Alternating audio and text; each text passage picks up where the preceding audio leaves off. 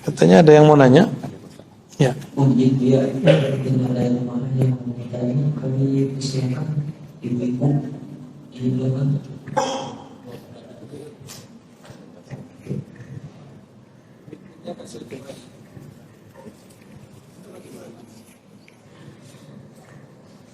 Assalamualaikum warahmatullahi wabarakatuh. Waalaikumsalam warahmatullahi wabarakatuh.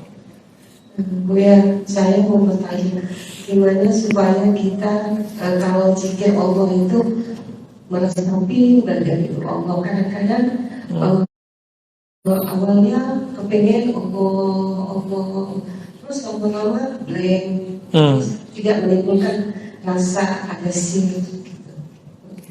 Ya, baik. Bagaimana cara supaya kalau zikir Allah itu selalu nikmat gitu ya? Saya mau tanya Bapak Ibu, kalau kerja selalu enak gak? Selalu enak gak? Atau ada capek-capeknya? Ya, menyebut nama Allah berulang-ulang, bahasa Arabnya riyadhah. Riyadhah itu latihan. Latihan pasti ada blanknya. Kenapa Allah kemudian kasih nikmat di awal, kemudian dihilangkan?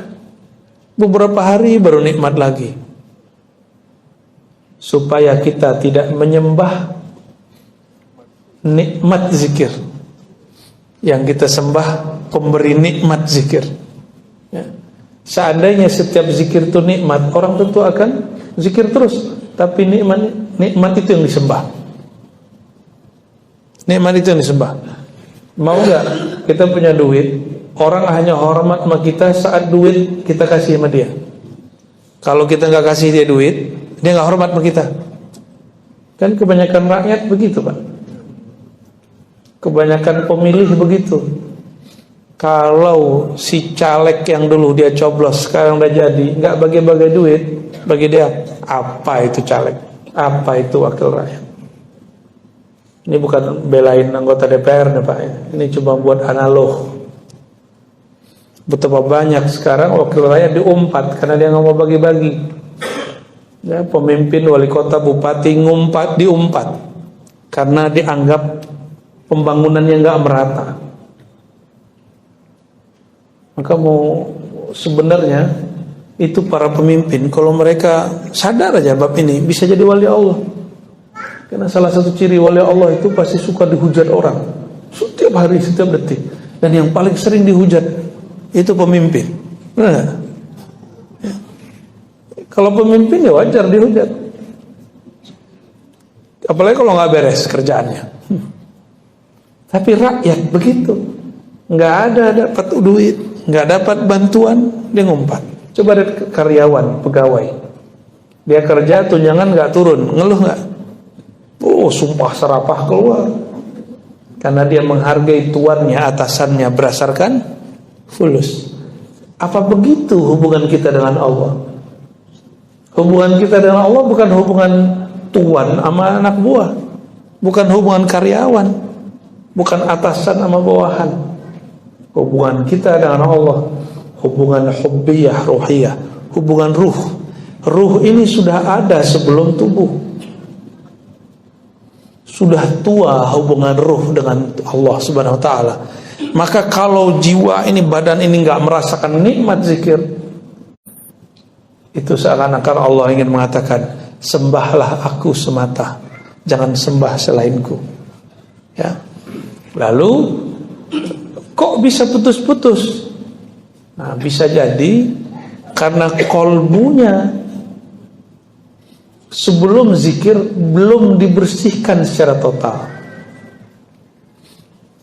Kayak tadi, kenapa kita nggak nyaman di masjid, di resto? Karena tempatnya nggak bersih. Lagi makan enak, tahu-tahu ada lalat di dalam. Pernah ngalamin nggak? Resto terkenal, lagi makan enak, nongol lalat, ikut di dalam kuah, lezatnya. Bisa makan nggak? Berhenti makan gitu. Sama dahsyatnya zikir itu Ibu. Kita zikir, nanti Allah akan perjalankan diri kita masuk ke dalam kolbu kita sendiri. Disitulah nanti akan kebuka apa yang tersimpan di kolbu kita. Jadi kalau itu terjadi, ibu istighfarkan kolbunya. Ya Allah, ampuni dosa kolbuku. Ingat-ingat apa yang masih tersimpan. Masih nyimpan kesel nggak sama orang? Nah, bisa jadi. Ya. Kadang-kadang kita kesel sama orang kita yang paling dekat sama kita. Mungkin bapak ibu ini nggak iri dengki sama orang, nggak emosi sama orang, tapi keselnya sama anak sendiri, keselnya sama suami istri, keselnya kadang sama saudara kandung, keselnya kadang sama orang tua sendiri. Ada anak kesel sama orang tua, kok bisa begitu ya? Ya, anak kurang ngajar itu ya. Bapak ibu yang bukan Allah, kalau itu terjadi, ada hampa di kolbu saat berzikir, istighfarkan lagi. Ya. Masih hampa lagi, udah dizikirkan. Nah, baca ini. Coba baca sama-sama. Allahu naziri. Allah memandang ke dalam kolbuku. Diulang-ulang. Ya, Allahu naziri, Allahu syahidi. Allah memandang ke dalam kolbuku. Dibaca ini 7 kali. Matanya dipejam, dadanya dipegang, katakan. Pakai bahasa Indonesia boleh. Ya Allah, wahai yang memandang isi kolbuku. Dimunculkan rasa dipandang oleh Allah. Ini pertanyaan terakhir, Pak. Senang nggak kalau diliatin sama orang yang kita suka? Senang. Tapi pede nggak diliatin sama orang yang kita suka, pakaian kita lagi jelek? Nggak nyaman. Nah, itulah yang ibu rasakan. Ketika kolbu mungkin ada sesuatu dipandang oleh Allah, si kolbunya malu, maka dia kemudian menghilang. Itu yang terjadi pada orang-orang tertentu. Makanya kadang-kadang ada juga namanya jazbah.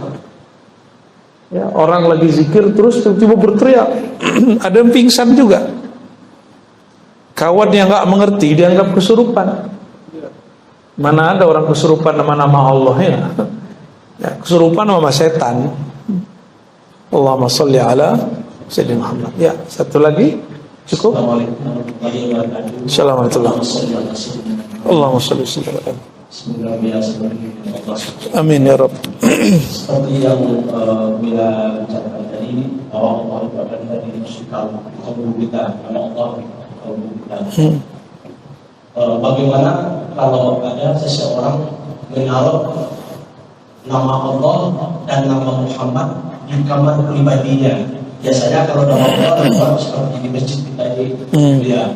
Tapi ada seseorang itu menaruh nama Allah, nama Muhammad di kamar pribadinya. Bahwa di kamar pribadi itu kita mungkin tahu sendiri, kita mungkin ada buka aurat juga. Apakah itu pantas atau tidak? Assalamualaikum warahmatullahi wabarakatuh. Assalamualaikum warahmatullahi wabarakatuh. Tulisan Allah itu kan bukan Allah. Ya. Apa Allah yang di pintu itu, Pak, yang adalah lafaz Allah itu? Apa itu yang disebut Muhammad? Enggak kan? Itu hanya nama yang menunjukkan nilai yang punya nama. Nah, ini bab adab. Kalau emang naruh nama Allah, jangankan itu, naruh Quran aja.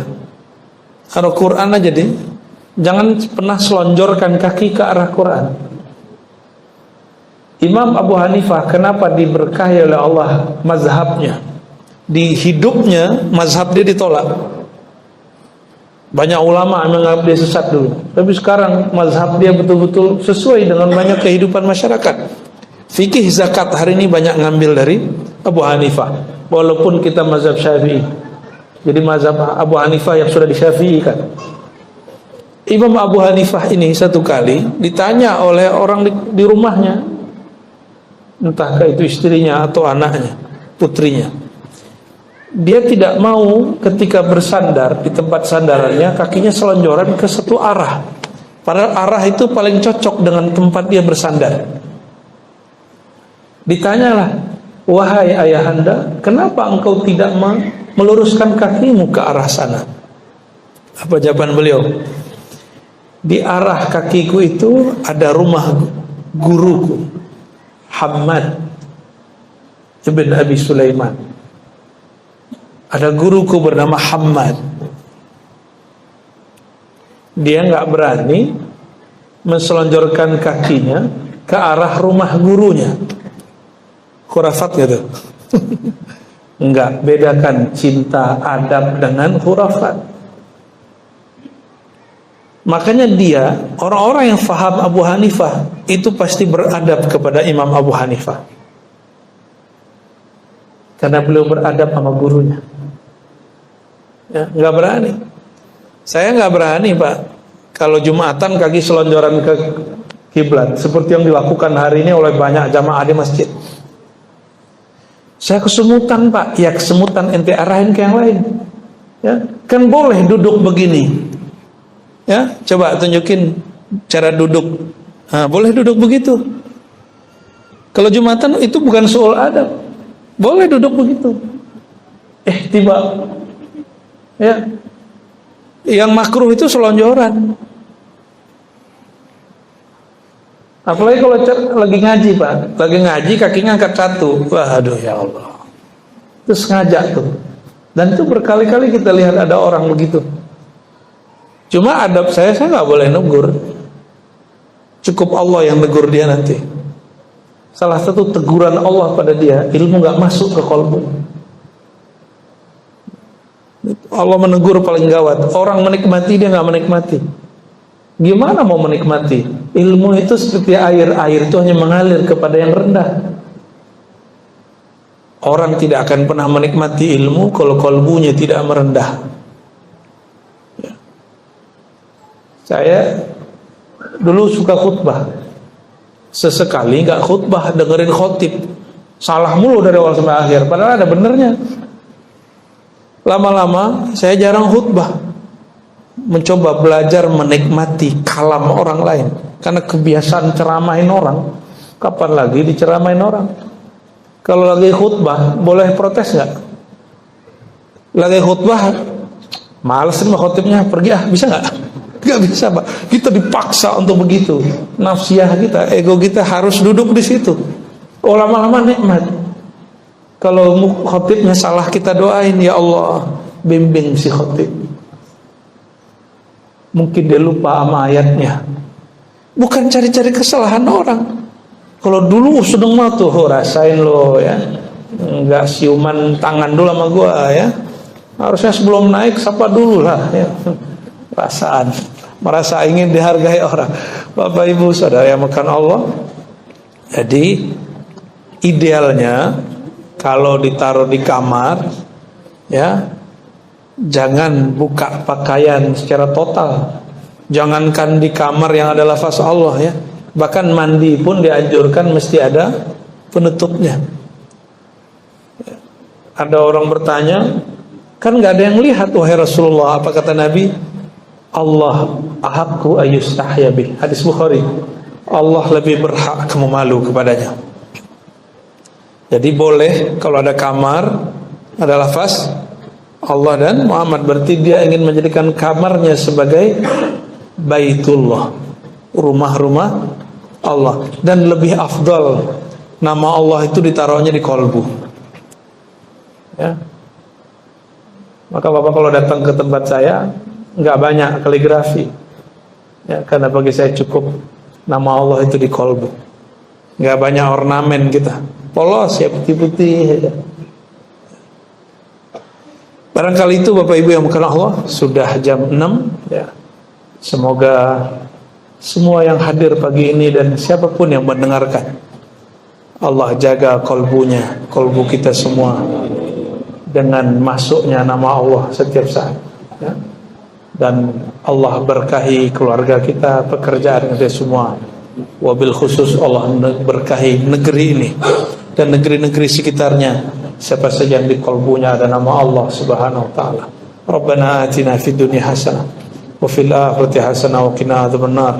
Ya Allah, kami memohon keberkahan zahir dan batin kami di dunia dan di akhirat untuk kami, tetangga kami, orang tua kami, pasangan kami, anak-anak kami, kawan kami, bahkan orang yang mungkin memusuhi kami tapi masih ada nama Allah di kalbunya. Maka ya Allah, berkahilah semuanya. A'inna ala dzikrika wa syukrika wa husni ibadatik. Ya Allah, bantulah kami menyebut namamu, bantulah kami istiqamah dalam menyembahmu, matikan kami dalam husnul khatimah. Allahumma salli wa sallim wa barik ala Sayyidina Muhammad al-Fatih lima ughliq wal khatim lima sabaq nasir al-haqq bil haqq wal hadi ila siratikal mustaqim wa la alihi haqqa qadrihi wa miqdaril azim walhamdulillahi rabbil alamin.